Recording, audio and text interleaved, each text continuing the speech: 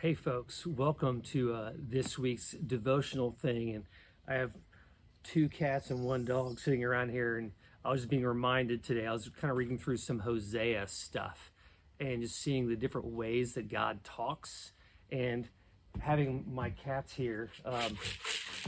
Throwing a little bit of a nourishment here on the ground, it reminds me there's a couple of ways, especially and now the dog's even coming over to eat cat food, of course, of whenever these cats, they're kind of feral, indoor, outdoor, you kind of never know. Sometimes they kind of go rummaging off into the neighborhood. I think they have a second home, maybe, I don't really know.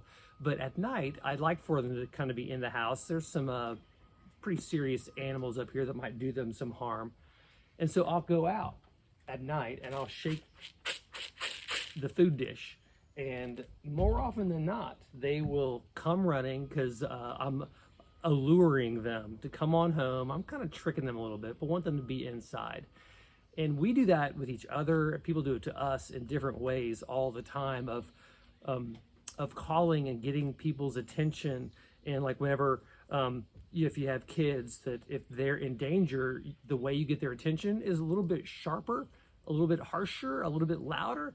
But then whenever you're trying to maybe get your husband or wife's attention, if it's a good thing, like thinking about whenever I was wanting to woo Amy to take me as her husband, it wasn't a yelling and harsh wooing. It was more of a love letter, send flowers kind of wooing. And in Hosea, we find a woman that is wayward, difficult. She's been abused. It's hard. She's made bad decisions, but men have really used her in some terrible ways. And using this example, we see two different ways that God talks to us. One is in chapter 2, verse 14 says, "Therefore, behold, I will allure her and bring her into the wilderness and speak tenderly to her." Sometimes God just has this gentle alluring of like, I love you so much. Like you're hurting. You might be doing some dumb things, but I want you. I want you to be with me. I want you to understand my love for you.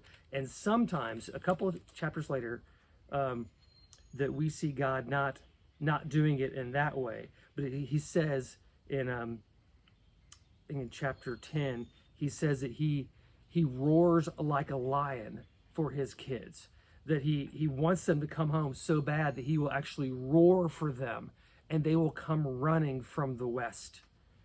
So sometimes God roars. Sometimes God speaks tenderly. But the point of it is that God always is speaking out of love. He's speaking because he wants us to come to him, to be with him. And the cross itself is the great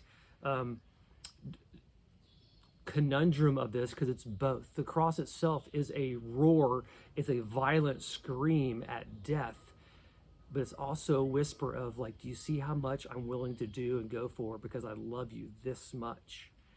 So listen a little bit today. How is God talking to you today? Is he whispering into you saying, come spend some time with me? Or maybe it's something a little harsher, saying that you're getting yourself in trouble and it's gonna hurt.